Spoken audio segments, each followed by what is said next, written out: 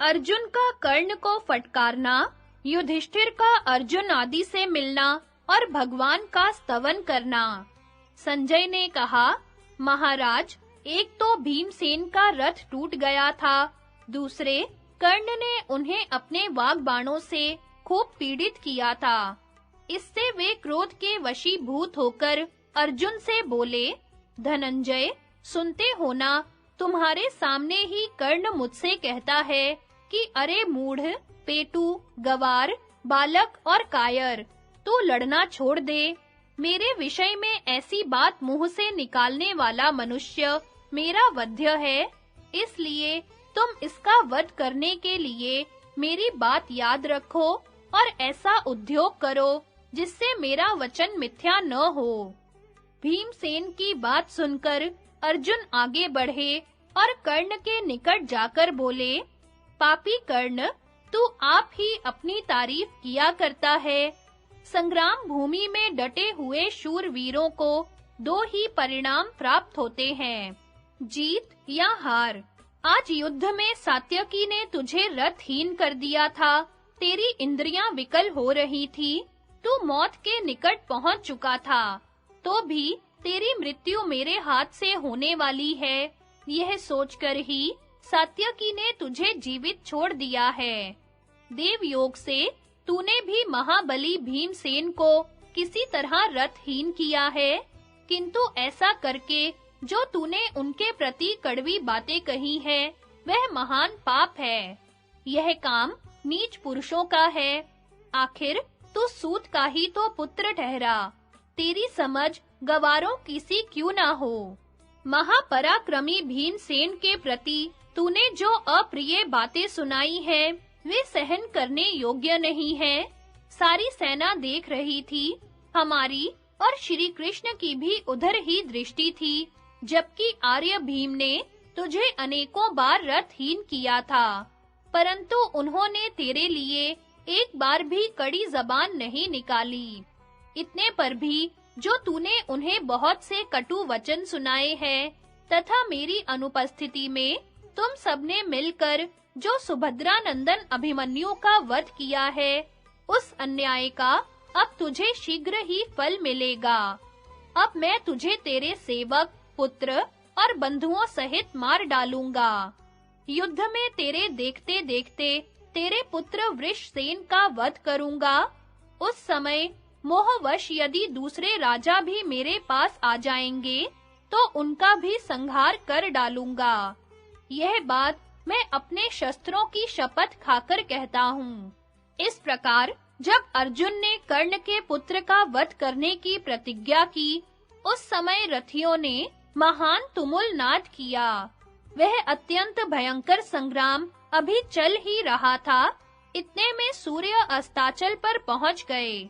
अर्जुन की प्रतिज्ञा पूरी हो चुकी थी, अतः भगवान श्री कृष्ण ने उन्हें छाती से लगाकर कहा, विजय, बड़े सौभाग्य की बात है कि तुमने अपनी बहुत बड़ी प्रतिज्ञा पूर्ण कर ली। यह भी बहुत अच्छा हुआ कि पापी वृद्ध क्षत्र अपने पुत्र के साथ मारा गया। भारत कौरव सेना के मुकाबले में आकर देवताओं का दल भी परास्त हो सकता है, इसमें तनिक भी संदेह नहीं। अर्जुन, मैं तो तीनों लोकों में तुम्हारे सिवा किसी दूसरे पुरुष को ऐसा नहीं देखता जो इस सेना के साथ लोहा ले सके। तुम्हारा बल और पराक्रम रुद्र, इंद्र और यमराज के समान है। आज अकेले तुमने जैसा पुरुषार्थ किया है, ऐसा कोई भी नहीं कर सकता। इसी प्रकार जब तुम बंधु बांधवों सहित कर्ण को मार डालोगे, तो पुनः तुम्हें बधाई दूंगा। अर्जुन ने कहा, माधव, यह तो तुम्हारी ही कृपा है जिससे मैंने प्रतिज्ञा पूरी की। तुम जिनके स्वामी हो, रक्षक हो, उनकी विजय होने में आश्चर्य ही क्या है। अर्जुन के ऐसा कहने पर भगवान धीरे-धीरे घोड़ों को हाँकते हुए चले और युद्ध का वह दारुण दृश्य अर्जुन को दिखाने लगे। वे बोले, अर्जुन, जो लोग युद्ध में विजय और महान सुयश पाने की इच्छा कर रहे थे, वे ही ये शूरवीर नरेश आज तुम्हारे बाणों से मरकर पृथ्वी पर सो रहे हैं। इनके शरीर का मर्म स्थान छिन्न भिन्न हो गया है। ये बड़ी विकलता के साथ मृत्यु को प्राप्त हुए हैं। यद्यपि इनकी देह में प्राण नहीं है, तो भी बदन पर दमकती हुई दीप्ति के कारण ये जीवित से दिखाई दे रहे हैं। साथ ही इनके नाना प्रकार के अस्त्र-शस्त्र तथा वाहन यहाँ पड़े हैं, जिनसे यह रणभूमि भर गई है। इस प्रकार संग्राम भूमि का दर्शन कराते हुए भगवान कृष्ण ने स्वजनों के साथ अपना 5 जन्य शंख बजाया। फिर अजात शत्रु राजा युधिष्ठिर के पास जा उन्हें प्रणाम करके कहा, महाराज, सौभाग्य की बात है कि आपका शत्रु मारा गया। इसके लिए आपको बधाई है। आपके छोटे भाई ने अपनी प्रतिज्ञा पूरी की, यह बड़े हर्ष का विषय है। यह सुनकर राजा युधिष्ठिर रथ से कूद पड़े और श्री कृष्ण तथा अर्जुन को गले लगाकर मिले।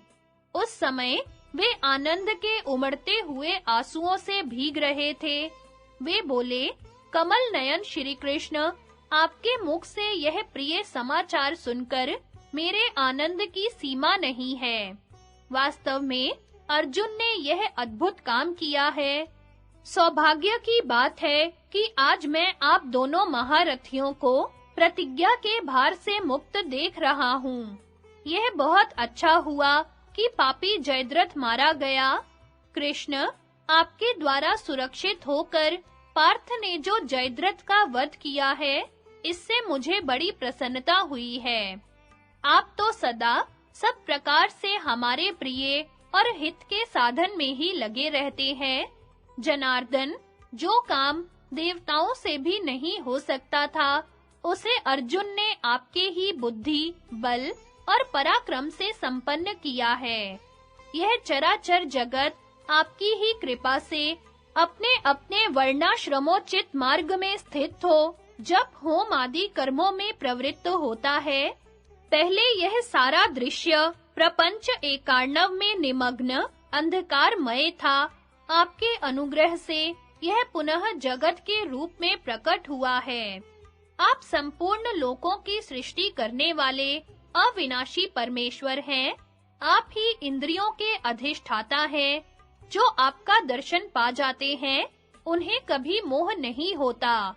आप पुराण पुरुष हैं, परम देव हैं, देवताओं के भी देवता, गुरु एवं सनातन हैं। जो लोग आपकी शरण में जाते हैं, वे कभी मोह में नहीं पड़ते। ऋषिकेश, आप आदि अंत से रहित विश्व विधाता और अविकारी देवता हैं। जो आपके भक्त हैं, वे बड़े-बड़े संकटों से पार हो जाते हैं। आप परम पुरातन पुरुष हैं, पर से भी पर हैं। आप परमेश्वर की शरण लेने वाले भक्त को मुक्ति प्राप्त होती है। चारों वेद जिनका यश गान करते हैं, जो सभी वेदों में गाए जाते हैं, उन महात्मा श्री कृष्ण की शरण लेकर मैं अनुपम कल्याण प्राप्त करूंगा। पुरुषोत्तम, आप परमेश्वर हैं, ईश्वरों के ईश्वर हैं, पशु पक्षी तथा मनुष्यों के भी ईश्वर हैं। अधिक क्या कहें, जो सबके ईश्वर हैं, उनके भी आप ही ईश्वर हैं। मैं आपको नमस्कार करता हूँ। माधव, आप ही सबकी उत्पत्ति और प्रलय के कारण हैं, सबके आत्मा हैं, आपका अभ्युदय हो। आप धनंजय के मित्र, हितु और रक्षक हैं। आपकी शरण में जाने से मनुष्य की सुख पूर्वक उन्नति होती है। भगवन, प्राचीन महर्षि मार्कंडेय जी आपके चरित्रों को जानने वाले हैं। उन्होंने कुछ दिन पहले आपके महात्म्य और प्रभाव का वर्णन किया था। असित, देवल, महातपस्वी नारद और मेरे पितामह व्यास जी ने भी आपकी महिमा का गान किया है। आप तेजः स्वरूप, पर ब्रह्म, सत्य, महान तप, कल्याणमय तथा जगत के आदि कारण हैं। आपने ही इस स्थावर जंगम रूप जगत की सृष्टि की है। जगदीश्वर, जब प्रलय काल उपस्थित होता है, उस समय यह आदि अंत से रहित आप परमेश्वर में ही लीन हो जाता है। वेदों के विद्वान आपको धाता, अजन्मा, अव्यक्त, भूतात्मा, महात्मा, अनंत तथा विश्वतोमुख आदि नामों से पुकारते हैं। आपका रहस्य गूढ़ है।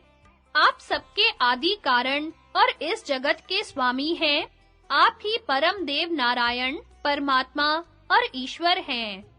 ज्ञान स्वरूप श्री हरि और मुमुक्षुओं के आश्रयभूत भगवान विष्णु भी आप ही हैं। आपके तत्व को देवता भी नहीं जानते। ऐसे सर्वगुण संपन्न आप परमात्मा को हमने अपना सखा बनाया है। युधिष्ठिर के इस प्रकार कहने पर भगवान श्री कृष्ण बोले, धर्मराज, आपकी उग्र तपस्या, परम धर्म, साधुता तथा सरलता से ही पापी जयद्रथ मारा गया है। संसार में शस्त्र ज्ञान, बाहुबल, धैर्य, शीघ्रता तथा अमोघ बुद्धि में कहीं कोई भी अर्जुन के समान नहीं है।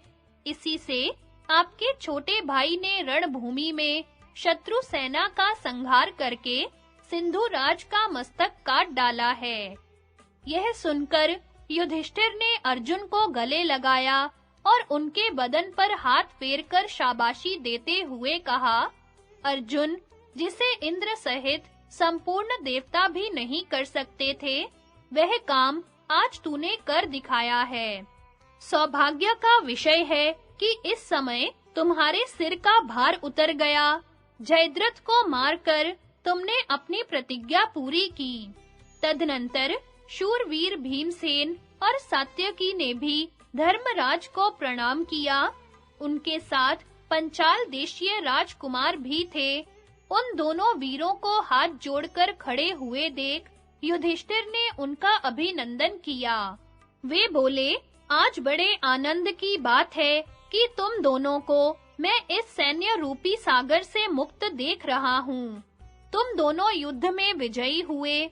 तुम्हारे मुकाबले में आकर द्रोणाचार्य और कृतवर्मा परास्त हो गए। अनेकों प्रकार के शस्त्रों से तुमने कर्ण को हराया और राजा शल्य को भी मार भगाया। अब तुम्हें सकुशल देखकर मुझे बड़ी प्रसन्नता हो रही है। तुम लोग मेरी आज्ञा का पालन करते और मेरे प्रति गौरव के बंधन में बंधे रहते हो। संग्राम में तुम्हारी कभी हार नहीं होती। तुम दोनों बिल्कुल मेरे कहने के अनुरूप हो। सौभाग्य से ही आज तुम्हें जीते जागते देख रहा हूँ। भीमसेन और सात्यकी से ऐसा कहकर धर्मराज ने उन्हें फिर गले लगाया और आनंद के आंसू बहाने लगे। राजन, उस समय पांडवों की संपूर्ण सेना आनंद मग्न हो गई। फिर उसने बड़े उत्साह के साथ युद्ध दुर्योधन और द्रोणाचार्य की अमर्षपूर्ण बातचीत तथा कर्ण दुर्योधन संवाद। संजय कहते हैं, राजन, जयद्रथ के मारे जाने पर आपका पुत्र दुर्योधन आंसू बहाने लगा। उसकी दशा बड़ी दयनीय हो गई। अब शत्रुओं पर विजय पाने का उसका सारा उत्साह जाता रहा। अर्जुन, भीमसेन और सात्यकी ने कौरव सेना का बड़ा भारी संहार कर डाला है। यह देखकर उसका चेहरा उदास हो गया, आंखें भर आई और वह सोचने लगा, इस पृथ्वी पर अर्जुन के समान कोई योद्धा नहीं है। जब अर्जुन को क्रोध आ जाता है, उस समय उनके सामने द्रोणाचार्य, कर्ण, अश्वत्थामा और कृपाचार्य भी नहीं ठहर पाते। आज के युद्ध में उन्होंने हमारे सभी महारथियों को हराकर सिंधु राज का वध किया, किंतु कोई भी उन्हें रोक न सका। हाय, हमारी इतनी बड़ी सेना को पांडवों ने हर तरह से नष्ट कर डाला। जिसके भरोसे हमने युद्ध के लिए अस्त्र शस्त्रों की तैयारी की, जिसके पराक्रम का आश्रय ले संधि का प्रस्ताव करने वाले श्री कृष्ण को तिनके के समान समझा, उस कर्ण को भी अर्जुन ने युद्ध में परास्त कर दिया। महाराज, सारे जगत का अपराध करने वाला आपका पुत्र दुर्योधन जब इस प्रकार सोचते-सोचते मन ही मन बहुत व्याकुल हो गया, तो आचार्य द्रोण का दर्शन करने के लिए उनके पास गया और उनसे कौरव सेना के महान संहार का सारा समाचार सुनाया। उसने यह भी बताया कि शत्रु विजयी हो रहे हैं और कौरव आपत्ति के समुद्र में डूब रहे हैं। फिर कहने लगा, आचार्य, अर्जुन ने हमारी 7 अक्षौहिणी सेना का नाश करके आपके शिष्य जयद्रथ का भी वध कर डाला। ओह, जिन्होंने हमें विजय दिलाने की इच्छा से अपने प्राण त्याग कर यमलोक की राह ली, उन उपकारी सुहृदों का ऋण हम कैसे चुका सकेंगे? जो भूपाल हमारे लिए इस भूमि को जीतना चाहते थे, वे स्वयं भूमंडल का ऐश्वर्य त्याग कर भूमि पर सो रहे हैं। इस प्रकार स्वार्थ के लिए मित्रों का संहार करके अब मैं 1000 बार अश्वमेध यज्ञ करूं तो भी अपने को पवित्र नहीं कर सकता। मैं आचार भ्रष्ट एवं पतित हूँ। अपने सगे संबंधियों से मैंने द्रोह किया है। अहो, राजाओं के समाज में मेरे लिए पृथ्वी फट क्यों नहीं गई, जिससे मैं उसी में समा जाता। मेरे पितामह लहूलुहान होकर बाणशैया पर पड़े हैं। वे युद्ध में मारे गए, पर मैं उनकी रक्षा न कर सका। काम्बोज राज अलम्बुश तथा अन्य सुहृदों को मरा देखकर भी अब जीवित रहने से मुझे क्या लाभ है? शस्त्रधारियों में श्रेष्ठ आचार्य, मैं अपने यज्ञ याग आदि तथा कुआं बावली बनवाने आदि शुभ कर्मों की, पराक्रम की तथा पुत्रों की शपथ खाकर आपके सामने सच्ची प्रतिज्ञा करता हूँ कि अब मैं पांडवों के साथ संपूर्ण पांचाल राजाओं को मारकर ही शांति पाऊंगा, अथवा जो लोग मेरे लिए युद्ध करते-करते अर्जुन के हाथ से अपने प्राण खो चुके हैं, उनके ही लोक में चला जाऊंगा। इस समय मेरे सहायक भी मेरी मदद करना नहीं चाहते। औरों की तो बात जाने दीजिए, स्वयं आप हम लोगों की उपेक्षा करते हैं। अर्जुन आपका प्यारा शिष्य है ना, इसीलिए ऐसा हुआ है।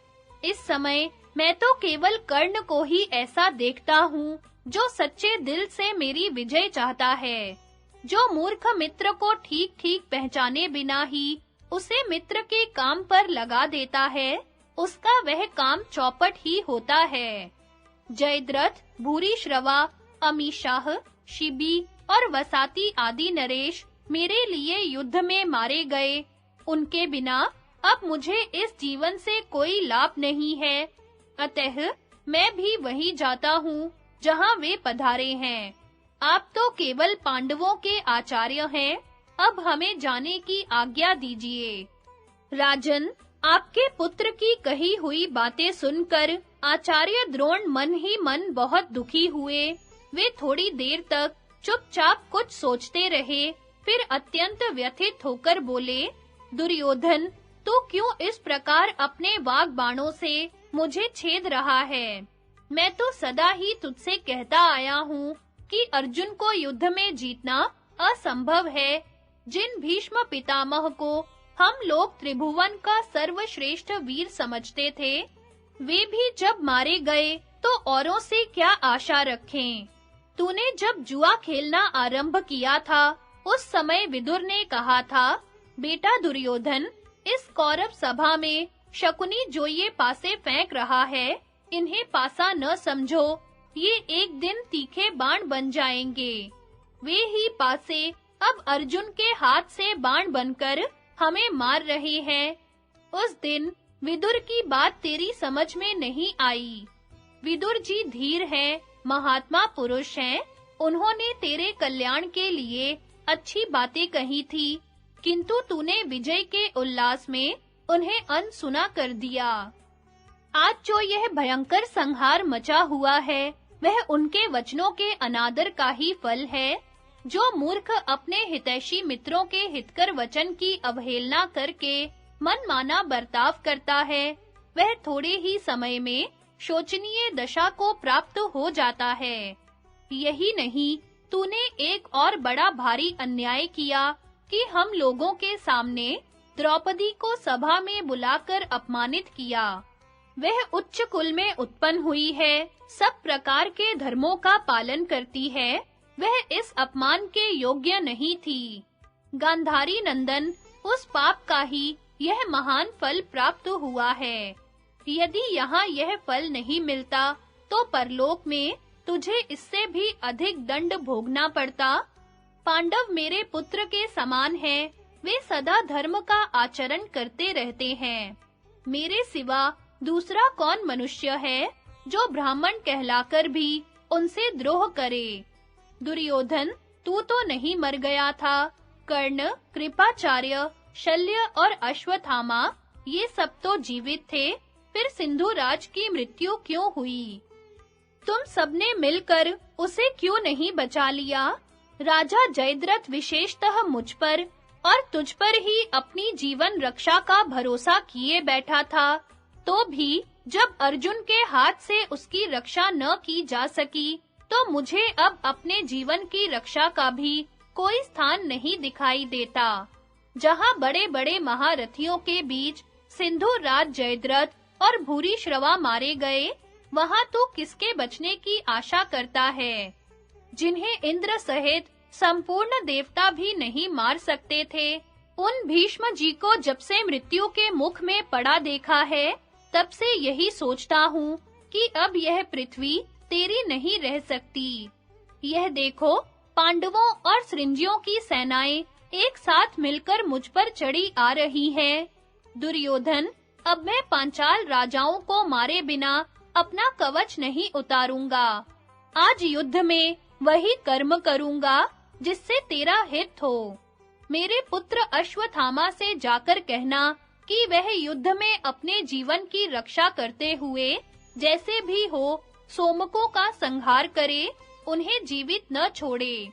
दया, दम, सत्य और सरलता आदि सद्गुणों में स्थित रहे, धर्म प्रधान कर्मों का ही बारंबार अनुष्ठान करे, ब्राह्मणों को संतुष्ट रखे, अपनी शक्ति के अनुसार उनका सत्कार करे, अपमान कभी न करे, क्योंकि वे अग्नि की लपट के समान तेजस्वी होते हैं। राजन, अब मैं महासंग्राम के लिए शत्रु सेना में प्रवेश करता हूँ। तुझ में शक्ति हो तो सेना की रक्षा करना, क्योंकि क्रोध में भरे हुए कौरव तथा सृंजियों का आज रात्रि में भी युद्ध होगा। ऐसा कहकर आचार्य द्रोण पांडव तथा सृंजियों से युद्ध करने के लिए चल दिए। आचार्य की प्रेरणा पाकर दुर्योधन ने भी युद्ध करने का ही निश्चय किया। उसने कर्ण से कहा, देखो, श्री कृष्ण की सहायता से अर्जुन ने द्रोणाचार्य का व्यूह भेद कर सब योद्धाओं के सामने ही सिंधुराज का वध किया है। मेरी अधिकांश सेना अर्जुन के हाथों नष्ट हो गई, अब थोड़ी सी ही बची है।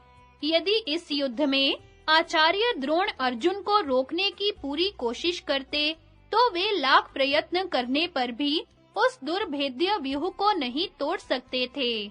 किंतु वे तो द्रोण के परम प्रिय हैं, तभी तो आचार्य ने जयद्रथ को अभय दान देकर भी अर्जुन को व्यूह में घुसने का मार्ग दे दिया।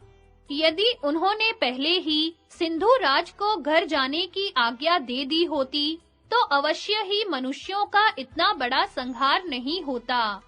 मित्र, जयद्रथ अपनी जीवन रक्षा के लिए घर जाने को तैयार था, किंतु मुझ अधम ने ही द्रोण से अभय पाकर उसे रोक लिया।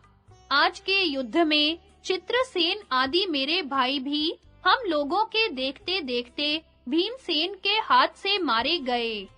कर्ण ने कहा, भाई, तुम आचार्य की निंदा न करो, वे तो अपने बल, शक्ति और उत्साह के अनुसार प्राणों की भी परवाह न करके युद्ध करते ही हैं।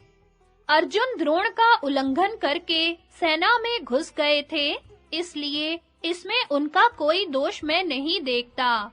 मैंने भी उस रणांगण में तुम्हारे साथ रहकर बहुत प्रयत्न किया, तथापि सिंधुराज मारा गया, इसलिए इसमें प्रारब्ध को ही प्रधान समझो। मनुष्य को उद्योगशील होकर सदा निशंक भाव से अपने कर्तव्य का पालन करना चाहिए। सिद्धि तो देव के ही अधीन है।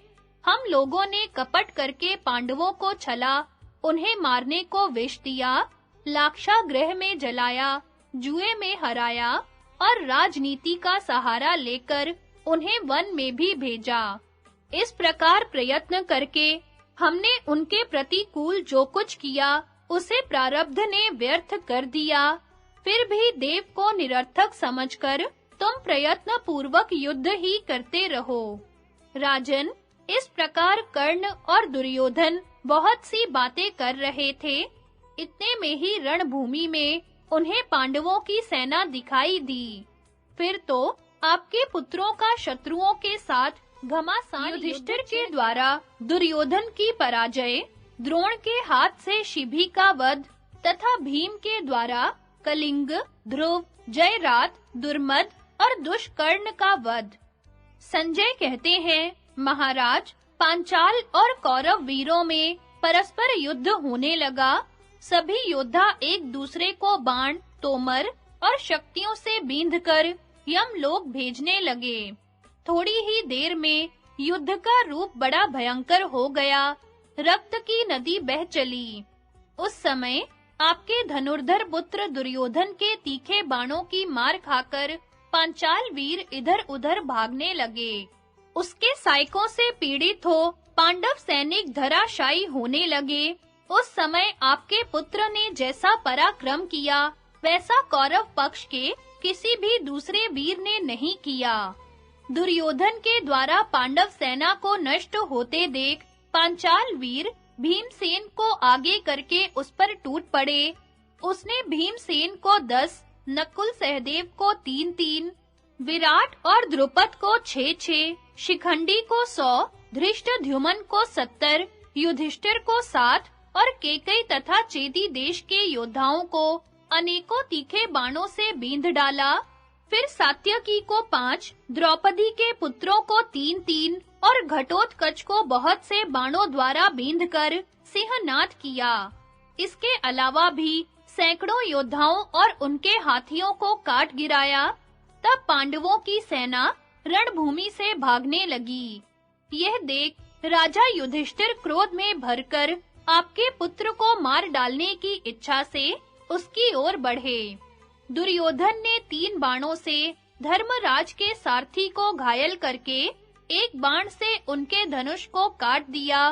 तब युधिष्ठिर ने शीघ्र ही दूसरा धनुष लेकर 2 भल्लों से दुर्योधन के धनुष के भी 3 टुकड़े कर दिए। फिर 10 तीखे सायकों से उसे बींध डाला। युधिष्ठिर के छोड़े हुए बाण दुर्योधन के मर्म स्थानों को छेदकर पृथ्वी में समा गए। तदनंतर धर्मराज ने दुर्योधन पर एक और भयंकर बाण चलाया। उसकी चोट से दुर्योधन को मूर्छा आ गई और वह रथ की बैठक पर लुढ़क गया।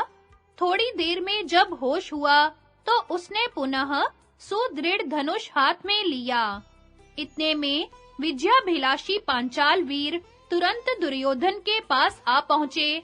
उन्हें आते देख आचार्य द्रोण ने दुर्योधन की रक्षा के लिए उन्हें बीच में ही रोक लिया। फिर तो आपकी और शत्रुओं की सेनाओं में महान संग्राम होने लगा।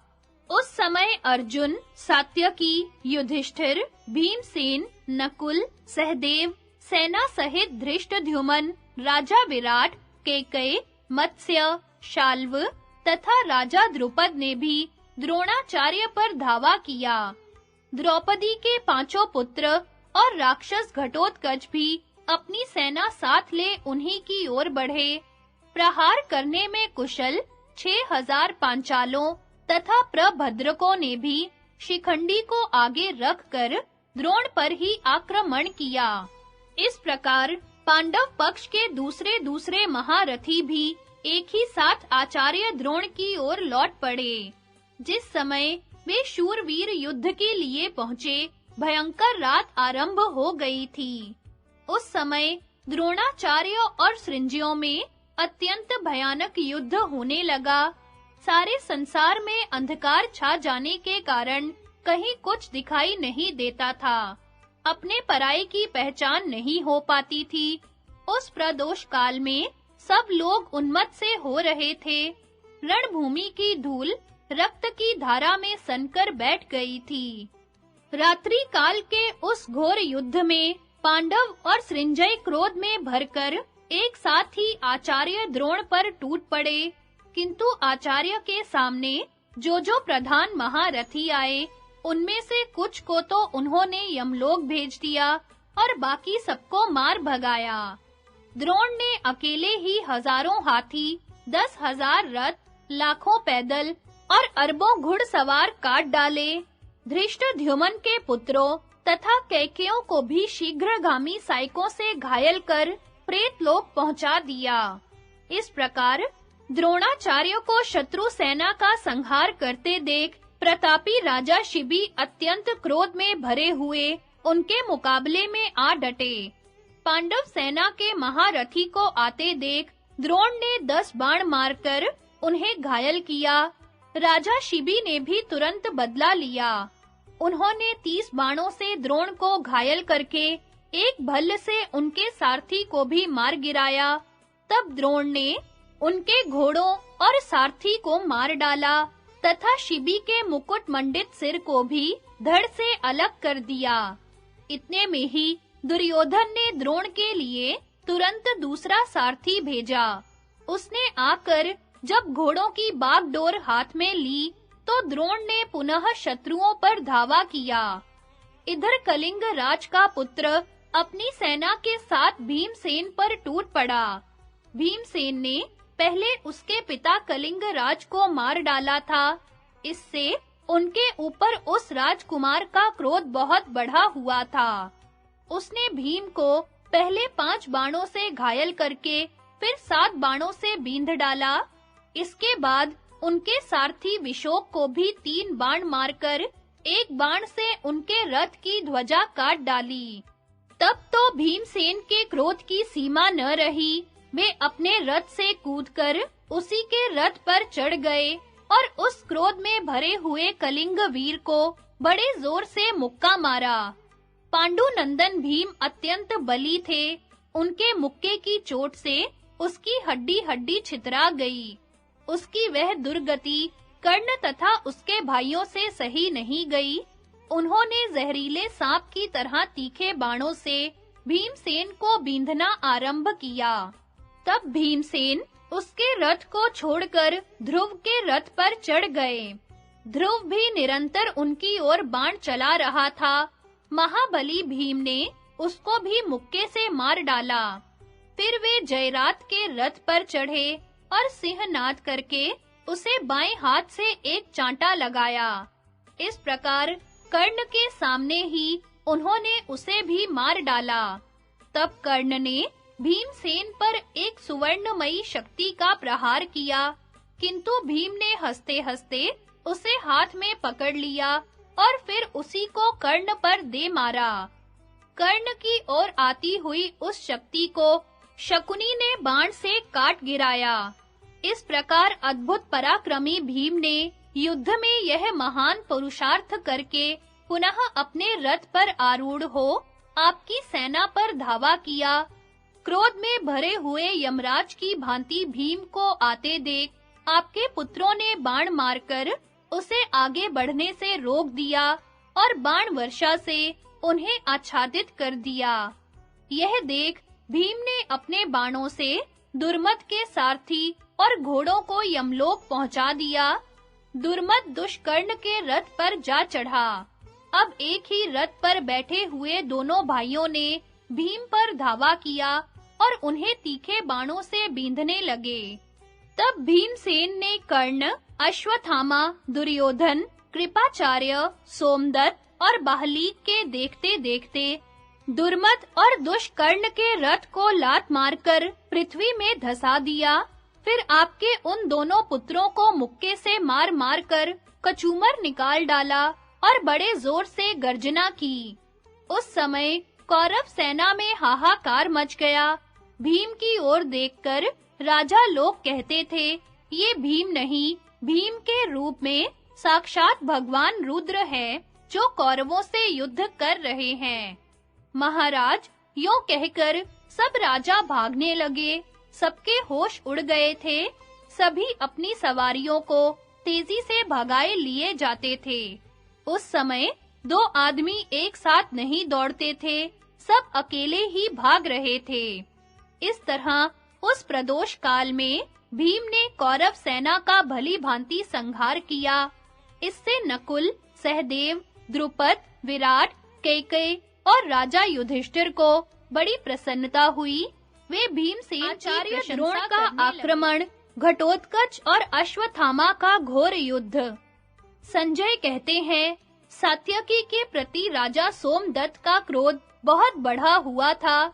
इसका कारण यह था कि उसने उनके पुत्र भूरिश्रवा को, जबकि वह अनशन व्रत धारण करके बैठा हुआ था, मार डाला था। सोमदत्त ने 9 बाण मारकर सात्यकी को बींध डाला। फिर सात्यकी ने भी उन्हें 9 बाणों से घायल किया।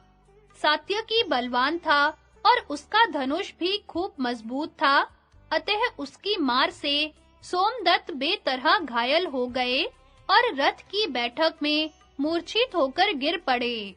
यह देख उनका सारथी उन्हें रणभूमि से दूर हटा ले गया। तब सात्यकी का वध करने की इच्छा से आचार्य द्रोण उसकी ओर झपटे। उन्हें आते देख युधिष्ठिर आदि वीर सात्यकी की रक्षा के लिए उसे घेर कर खड़े हो गए। तदनंतर द्रोण का पांडवों के साथ युद्ध आरंभ हुआ। द्रोण ने पांडव सेना को बाणों से आच्छादित कर दिया और युधिष्ठिर को भी खूब घायल किया।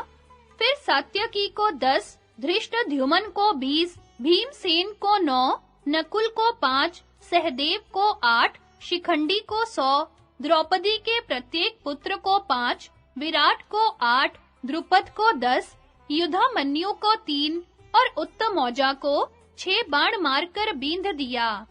इसके बाद अन्य योद्धाओं को भी घायल करके वे युधिष्ठिर की ओर बढ़े। उनके बाणों की चोट से आर्तनाद करते हुए पांडव सैनिक सब दिशाओं में भागने लगे। जो वीर आचार्य के सामने आ जाता, उसका मस्तक काटकर उनके बाण पृथ्वी में समा जाते थे। इस प्रकार द्रोण के बाणों से आहत हुई पांडव सेना अर्जुन के देखते-देखते भयभीत होकर भाग चली। यह देखकर अर्जुन ने श्री कृष्ण से कहा, गोविंद, अब आप आचार्य के रथ की ओर चलिए। तब भगवान ने घोड़ों को द्रोण के रथ की ओर हांका। भीमसेन ने भी अपने सारथी विशोक को आज्ञा दी कि मुझे द्रोण के रथ के पास ले चलो। उनकी आज्ञा पाकर विशोक ने भी अर्जुन के पीछे अपना रथ बढ़ाया। उन दोनों भाइयों को तैयार होकर द्रोण सेना की ओर आते देख पंचाल, सृंजय, मत्स्य, चेदी, कारुष, कौशल और कैकेयी महारथियों ने उनका साथ दिया। महाराज, तदनंतर वहां रोंगटे खड़े कर देने वाला घोर संग्राम छिड़ गया। अर्जुन और भीम ने अपने साथ रथियों के भारी समूह को लेकर आपकी सेना के दक्षिण और उत्तर भाग में घेरा डाल दिया। उन दोनों वीरों को वहां उपस्थित देख सात्यकी और धृष्टद्युम्न भी आ गए। भूरिश्रवा के वध से अश्वत्थामा बहुत चिढ़ा हुआ था। उसने सात्यकी को आते देख उसे मार डालने का निश्चय करके उस पर धावा किया। यह देख भीमसेन के पुत्र घटोत्कच ने क्रोध में भरकर अपने शत्रु को रोका। घटोत्कच का रथ लोहे का बना हुआ था। उसमें 8 पहिए थे। वह बहुत बड़ा और भयंकर था। उसी में बैठकर वह अश्वत्थामा की ओर चला। एक अक्षौहिणी राक्षसी सेना उसे चारों ओर से घेरे हुए थी। किसी के हाथ में त्रिशूल था, तो किसी के हाथ में मुग्दर, कोई पत्थर की चट्टान हाथ में लिए था और कोई वृक्ष। घटोत्कच प्रलय काल दंडधारी यमराज की भांति जान पड़ता था।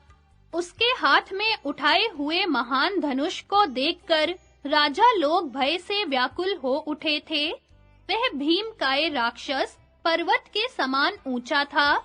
बड़ी-बड़ी दाढ़ों के कारण उसका मुख विकराल तथा भयंकर दिखाई पड़ता था। कान खूंटे के समान, ठोड़ी बहुत बड़ी, बाल ऊपर की ओर उठे हुए, आंखें भयावनी, मुंह पर चमक, पेट धसा हुआ, यही उसका हुलिया था। गले का छेद ऐसा था मानो कोई बहुत बड़ा गड्ढा हो। सिर के बाल मुकुट से ढके हुए थे। वह मुंह बाकर खड़े हुए यमराज के समान संपूर्ण प्राणियों को त्रास पहुंचा रहा था। शत्रु उसे देखते ही व्याकुल हो जाते थे। राक्षस राज घटोत्कच को हाथ में धनुष लिए आते देख दुर्योधन की सेना में हलचल मच गई। सब के सब भय से व्याकुल हो उठे। उस राक्षस के सिंहनाद से अत्यंत भयभीत हो हाथी मूत्र त्याग करने लगे। मनुष्यों को व्यथा होने लगी। फिर तो वहां चारों ओर से पत्थरों की वर्षा आरंभ हो गई। रात्रि होने से उस समय राक्षसों का बल बहुत बढ़ा हुआ था।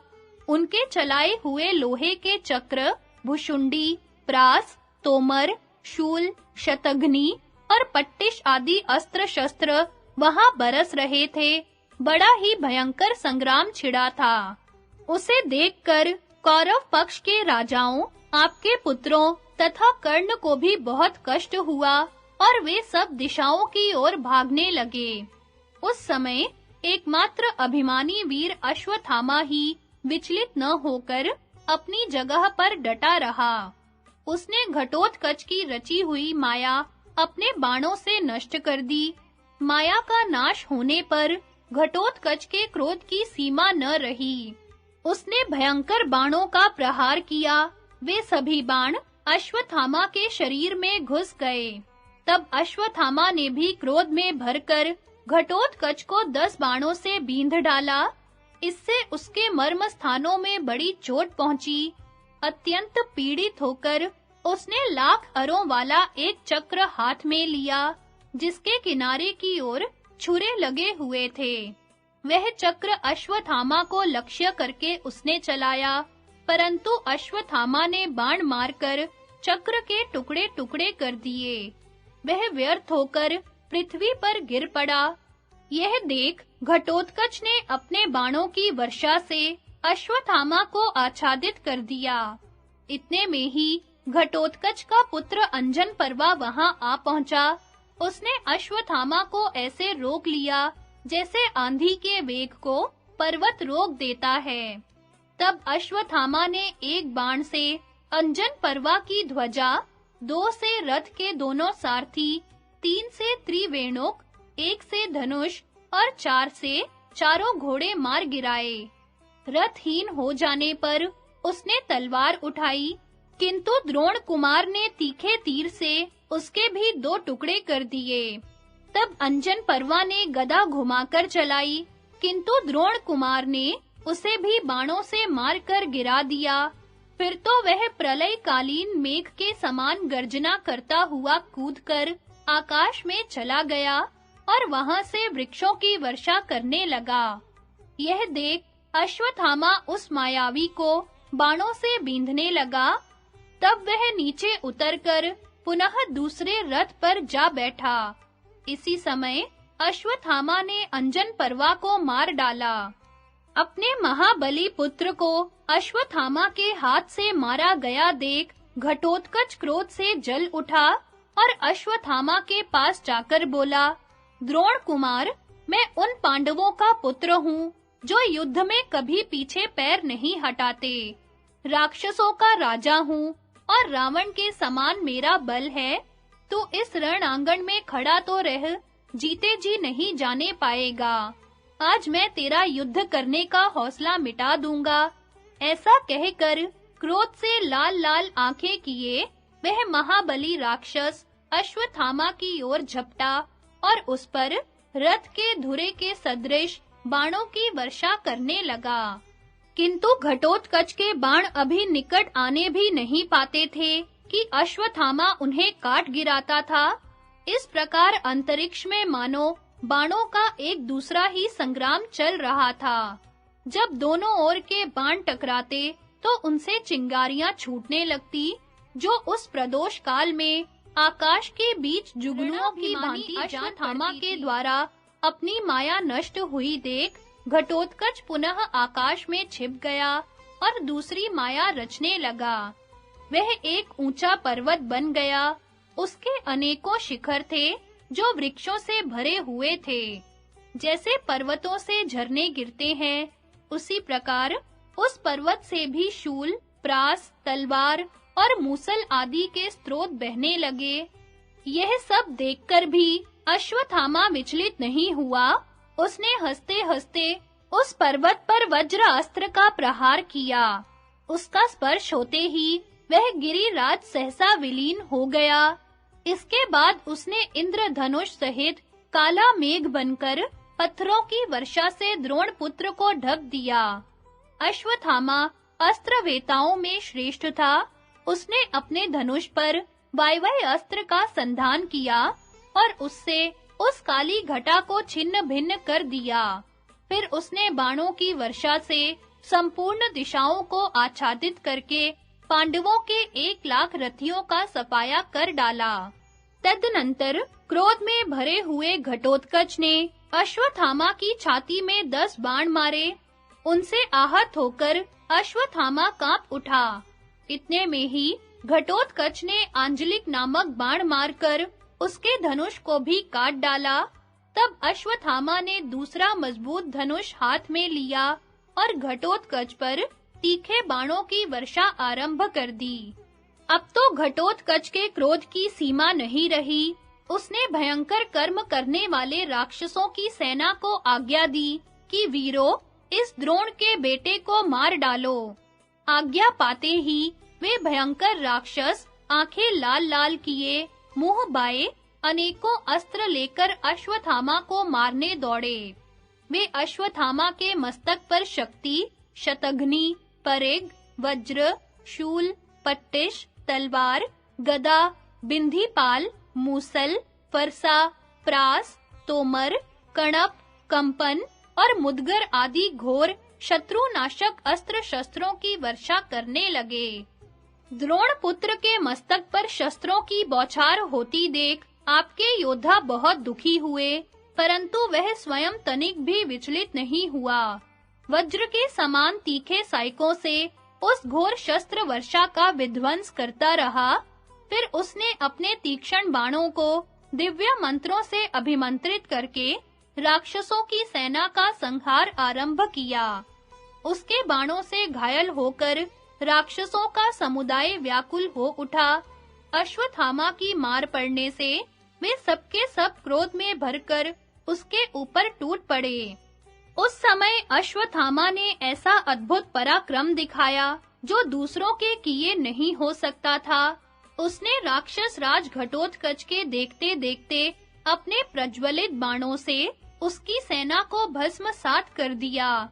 तब क्रोध में भरे हुए घटोत्कच ने दांतों से अपना ओंठ चबाकर ताली बजाई और सिंहनाद करके 8 घंटियों वाली एक भयानक अश्नि अश्वत्थामा के ऊपर छोड़ी। किंतु उसने कूदकर वह अश्नि हाथ में पकड़ ली और पुनः उसे घटोत्कच पर ही चला दिया। घटोत्कच कूदकर रथ से अलग हो गया और वह भयंकर अश्नि उसके घोड़े, सारथी, ध्वजा तथा रथ को भस्म करके पृथ्वी में समा गई। अश्वत्थामा का वह पराक्रम देख सब योद्धा उसकी प्रशंसा करने लगे। अपना रथ नष्ट हो जाने से घटोत्कच धृष्टद्युम्न के रथ पर जा बैठा और एक भयानक धनुष हाथ में ले अश्वत्थामा की छाती पर तीखे बाणों से प्रहार करने लगा। इसी प्रकार धृष्टद्युम्न भी निर्भीक होकर द्रोण पुत्र के हृदय में तीखे बाणों से चोट पहुंचाने लगा। इधर से अश्वत्थामा भी उन पर हजारों बाणों की वर्षा करने लगा। वे दोनों अपने अस्त्रों से उसके बाणों को काटने लगे। इस प्रकार उनमें बड़ी तेजी के साथ अत्यंत भयानक युद्ध छिड़ा हुआ था। उस समय अश्वत्थामा ने वहां अद्भुत पराक्रम प्रकट किया, जो कि दूसरों के लिए सर्वथा असंभव था। उसने पलक मारते ही घोड़े, सारथी, रथ और हाथियों सहित राक्षसों की एक अक्षौहिणी सेना का सफाया कर डाला था।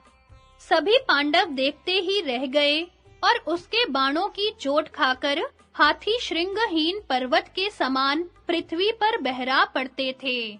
उसने अपने नाराजों से पांडवों को बींधकर द्रुपद कुमार सुरथ को मार डाला। फिर द्रुपद के छोटे भाई शत्रुंजय का काम तमाम किया। इसके बाद बलानीक, जयानीक और जयाशव के प्राण लिए। फिर श्रुताहव्य को यमलोक भेज दिया।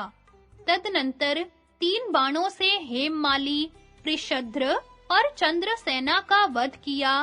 तत्पश्चात कुंती भोज के 10 पुत्रों को भी 10 बाणों से यमलोक का अतिथि बनाया।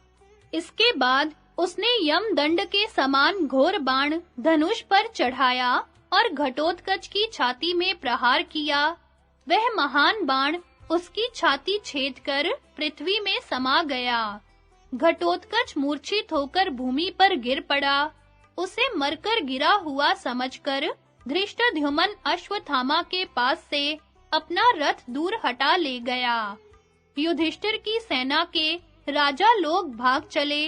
वीरवर अश्वत्थामा पांडव सेना को परास्त कर सिंह के समान गर्जना करने लगा। उस समय अन्य सब लोगों ने तथा आपके पुत्रों ने भी द्रोण कुमार का विशेष सम्मान किया।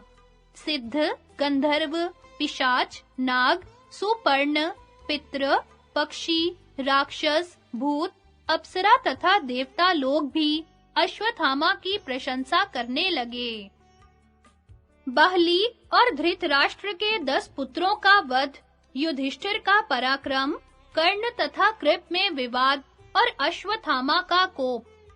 संजय कहते हैं, महाराज, अश्वत्थामा ने राजा कुंती भोज के 10 पुत्रों तथा हजारों राक्षसों का संहार कर दिया। यह देखकर युधिष्ठिर, भीमसेन, धृष्टद्युम्न और सात्यकी ने पुनः युद्ध में ही मन लगाया। संग्राम में सात्यकी पर दृष्टि पड़ते ही सोमदत्त पुनः आग बबूला हो गए। उन्होंने बड़ी भारी बाण वर्षा करके सात्यकी को आच्छादित कर दिया। फिर दोनों पक्षों में बड़ा भयंकर युद्ध होने लगा। सोमदत्त को निकट आया देख सात्यकी की रक्षा के लिए भीमसेन ने उन्हें 10 बाण मारकर घायल कर दिया। सोमदत्त ने भी उन्हें 100 बाणों से बींध डाला। यह देख सात्यकी क्रोध में भर गया और वज्र के समान तीक्ष्ण 10 बाणों से सोमदत्त को घायल किया। तदनंतर भीमसेन ने सात्यकी का पक्ष लेकर सोमदत्त के मस्तक पर एक भयंकर परिघ का प्रहार किया। साथ ही सात्यकी ने भी अग्नि के समान तेजस्वी बाण उनकी छाती पर मारा। परिघ और बाण दोनों एक ही साथ सोमदत्त को लगे। इससे वे मूर्छित होकर गिर पड़े। पुत्र के मूर्छित होने पर बाहलीत ने धावा किया। वे वर्षाकालीन मेघ के समान बाणों की वर्षा करने लगे। भीम ने पुनः सात्यकी का पक्ष ग्रहण किया और फिर 9 बाणों से बाहलीक को बींध डाला। तब प्रतापी नंदन ने कुपित होकर भीम की छाती में शक्ति का प्रहार किया। उसकी चोट से भीमसेन कांप उठे और बेहोश हो गए। फिर थोड़ी ही देर में चेत होने पर पांडु नंदन भीम ने उन पर गदा छोड़ी। उसके आघात से बाहलीक का सिर धड़ से अलग हो गया। वे वज्र से आहत हुए पर्वत की भांति पृथ्वी पर गिर पड़े। बाहलीक के मारे जाने पर आपके नागदत्त, दृढ़रथ, महाबाहु, अयोभुज, दृढ़, सुहस्त, विरज, प्रमाथी, उग्र और अनुयायी, ये 10 पुत्र अपने बाणों से भीमसेन को पीड़ित करने लगे। उन्हें देखते ही भीमसेन क्रोध से जल उठे और एक-एक के मर्म स्थान में बाण मारने लगे। उनकी करारी चोट से आपके पुत्रों के प्राण पखेरु उड़ गए और वे तेजहीन होकर रथों से पृथ्वी पर गिर पड़े। इसके बाद वीरवर भीम ने आपके सालों के 7 महारथियों को मार डाला और नाराचों से महारथी शतचंद्र को भी मौत के घाट उतारा। उन्हें मारा गया देख शकुनी के भाई गवाक्ष, शरभ, विभु, सुभग और भानुदत्त, ये 5 महारथी दौड़े आए और भीमसेन पर बाणों की वर्षा करने लगे। उनसे पीड़ित होकर भीमसेन ने 5 बाण चलाए और उन पांचों को मार डाला। उन वीरों को मृत्यु के मुख में पड़ा देख कौरव पक्ष के राजा विचलित हो गए। इधर युधिष्ठिर ने भी आपकी सेना का संहार आरंभ किया। उन्होंने कुपित होकर अंबष्ठ, मालव, त्रिगर्त और शिबी देश के योद्धाओं को यमलोक भेज दिया। इतना ही नहीं, राजा युधिष्ठिर ने अभिशाह, शूरसेन, बाहली तथा बसाती वीरों का भी वध करके इस पृथ्वी को खून की धारा से पंकिल बना दिया। उन्होंने अपने बाणों से मद्र देशीय योद्धाओं को भी प्रेतलोक का अतिथि बनाया।